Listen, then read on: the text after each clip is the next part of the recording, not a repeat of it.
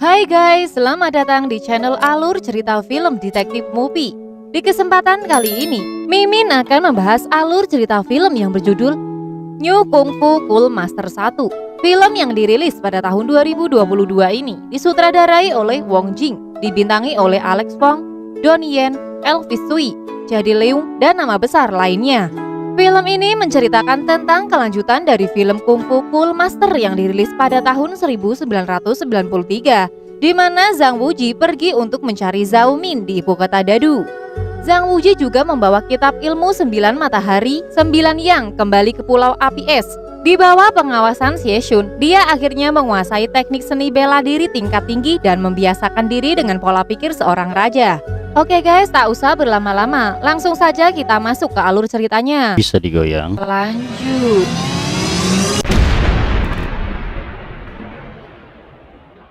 Di post credit scenes diceritakan sebelum pendekar Gu Pyung tewas di kota Xiangyang. Ia menggunakan senjata dari pendekar Chang Guo, ahli pembuat pedang langit dan golok pembunuh naga. Sejak saat itu, dunia persilatan memperebutkan dua senjata pusaka tersebut yang menyebabkan perubahan darah. Hingga sang raja singa emas dari sekte Ming mendapatkan golok pembunuh naga. Kakak seperguruan yang bernama Cheng Kun berusaha untuk menguasai golok tersebut dan memfitnah Raja Singa Emas telah membunuh ratusan pendekar tangguh ke-6 aliran besar yang menyebabkan kedua mata Raja Singa Emas menjadi buta. Beruntung pendekar kelima Wutang yang bernama Zhang Chuisan menyelamatkan Raja Singa Emas dan membawa pergi Yang Xiao dari dunia persilatan untuk mengasingkan diri di Pulau Pinghuo hingga melahirkan anak bernama Zhang Wuji atau Chang Mogi. Di awal film, terlihat Zhang Chuisan, Yang Xiao, dan Zhang Wuji di mana mereka meminta izin kepada Singa Emas untuk menghadiri hari ulang tahun guru Zhang Sangfeng yang ke-100. Selain itu, karena Zhang Wuji yang sudah berumur 15 tahun dan belum pernah bertemu dengan orang-orang di luar pulau, Zhang Chuisan akan mengajak Zhang Wuji ke Wutong untuk dipertemukan dengan guru Zhang Sanfeng. Sebelum pergi, Singa Emas berpesan agar Chuisan berhati-hati karena dunia persilatan tahu tentang hubungan dengan Singa Emas. Dalam perjalanan menuju Wutong, di sini ada seorang wanita yang tengah sakit bersama anaknya. Karena Wuji baru pertama kali bertemu dengan orang luar, ia pun memberikan kalungnya untuk anak perempuan yang bernama Zhou Ziru. Sesampainya di dermaga, mereka bertiga langsung pergi menuju Wutong. Lalu datanglah beberapa wanita yang tak dikenal membawa pergi Zhou Ziru. Ternyata wanita ini didatangi gurunya yang bernama Ming Chi dari aliran Gomei. Dan tiba-tiba wanita ini pun langsung membantainya. Di lain sisi, kini di Wutong telah didatangi oleh ke-6 aliran putih.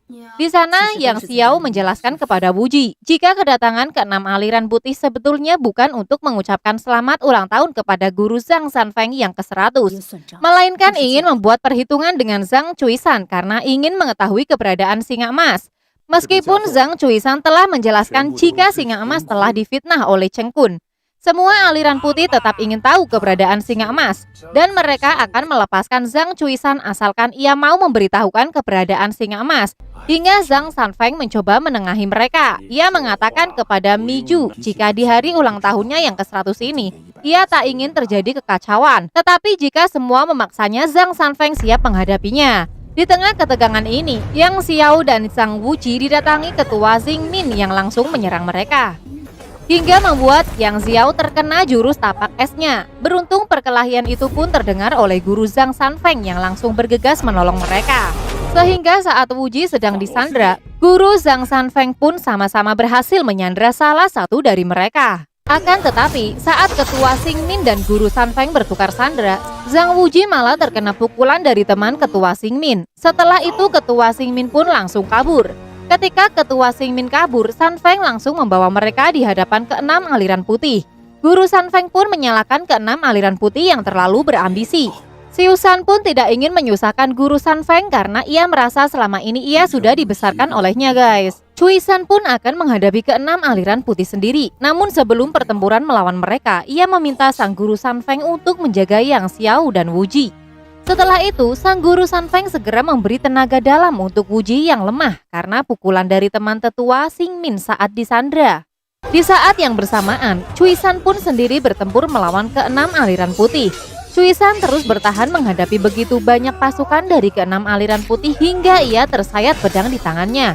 Di saat Cuisan Mingqi mencoba untuk menghabisi Cuisan dengan pedang langit miliknya, namun sang guru Sanfeng yang melihatnya, ia langsung menolong Cuisan dengan jurus perisainya, hingga membuat pedang langit milik Mingqi terpental dan menancap di sebuah batu besar dan juga membuat Mingqi tidak kuat menahan kekuatan sang guru Sanfeng.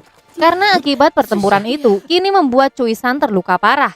Lalu ia memberikan pesan kepada Yang Xiao agar jangan pernah membalaskan dendam untuknya. Hingga di akhir hayatnya, ia tewas di pangkuan Yang Xiao. Melihat semua ini, emosi sang guru Sanfeng pun meledak. Ia berkata, jika pedang langit ini di tangan Mingqi, maka akan banyak orang tak bersalah yang akan menjadi korban.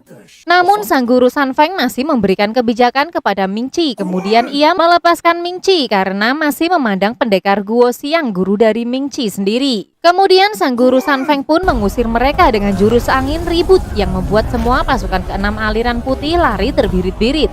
Wuji yang masih belum sembuh dari pukulan pendekar tapak es, sang guru Sanfeng masih terus menyembuhkannya dengan rutin memberikan tenaga dalam untuk Wuji. Karena hanya guru Sanfeng lah yang mampu menyembuhkan Wuji dengan jurus 9 matahari yang ia miliki. Sanfeng juga menceritakan kepada salah satu guru Wutong jika ia mempelajari lebih dari 3.000 jurus. Kala itu Sanfeng membantu gurunya di Shaolin, di mana ia salah menyalin kitab Rujia yang bernama jurus 9 matahari. Karena hal itu, Shaolin pun menuduh guru Sanfeng telah mencuri dan berkhianat hingga mengusirnya dari kuil Shaolin. Sebelum meninggal dunia, guru dari Sanfeng sempat menyuruhnya untuk bersumpah jika semua murid Wutong tidak ada yang boleh mempelajari kitab Rujia. Setelah itu, Sanfeng mengajak Wuji keliling di perpustakaannya, di mana tidak ada seorang pun selain Wuji dan Yang Xiao yang boleh masuk ke sana. Sesaat guru Sanfeng pergi, dengan tidak sengaja Wuji menemukan kitab Rujia.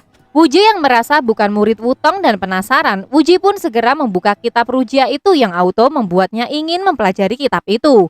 Beberapa hari kemudian, saat Wuji berkumpul dengan teman-temannya, ia dibully oleh teman-temannya dan diremehkan karena selalu mendapat tenaga dalam dari guru Sanfeng. Wuji pun hanya terdiam saat dibully oleh mereka, hingga ibunya datang dan memanggil Wuji.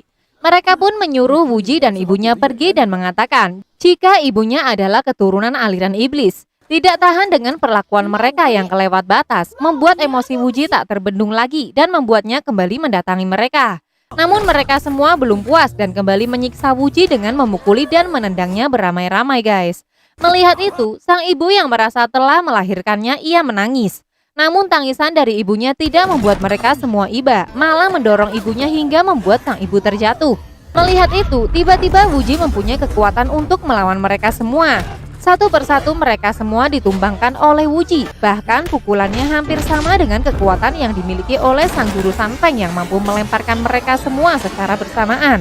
Bahkan Wuji sendiri pun sempat tidak percaya dengan apa yang ia miliki sekarang. Setelah melihat mereka semua terkapar, Wuji segera membantu ibunya untuk berdiri kemudian pergi dari tempat itu. Tak lama kemudian kelima pendekar Wutong melaporkan kepada sang guru Sanfeng tentang kejadian ini. Mereka menceritakan jika Wuji mampu mengalahkan semua murid termasuk Qingsu. Mengetahui hal itu, Sanfeng langsung menuju perpustakaannya untuk memastikan jika Wuji telah mempelajari kitab Rujia serta membawa kitab tersebut. Dan kini Wuji dengan sang ibu Yang Xiao pergi dari Wutong dan menuju ke pulau Pinghuo. Terlihat di sini Yang Xiao sudah putus asa karena sakit. Di situ ia berpesan agar kitab Rujia itu diberikan kepada Singa Emas. Karena menurutnya, dengan kehebatan Singa Emas, ia pasti bisa mempelajari jurus tersebut dan bisa mengobati racun tapak es di tubuh Wuji. Setelah beberapa saat, Yang Xiao pun harus mengakhiri hidupnya di hadapan Wuji. Tak lama kemudian, Wuji pun tiba di Pulau Pinghuo. Di sana ia mendapatkan petunjuk dari Singa Emas. Wuji mempelajari jurus 9 matahari. Setelah 16 tahun lamanya, Wuji berlatih dan mempelajari kitab Rujia. Kini kekuatan Wuji semakin meningkat dan akhirnya ia pun memutuskan untuk kembali lagi ke kota Chongyan untuk menuntut keadilan orang tuanya. Sesampainya di kota Chongyan, Wuji beristirahat dan makan di sebuah restoran. Saat itu Wuji sempat dikibuli oleh pendekar Huasan yang menceritakan tentang kematian orang tua Wuji. Dan pada saat itu, saat pendekar Huasan asik menceritakan kebohongannya, tiba-tiba ia dilempar sebuah telur oleh seseorang dari luar, yaitu Xiao Zhao. Di mana Xiao Zhao membela Cuisan dan Yang Xiao karena ia juga anggota dari sekte Ming. Merasa telah dilecehkan, pendekar Huasan dan pasukannya langsung menyerang Xiao Zhao.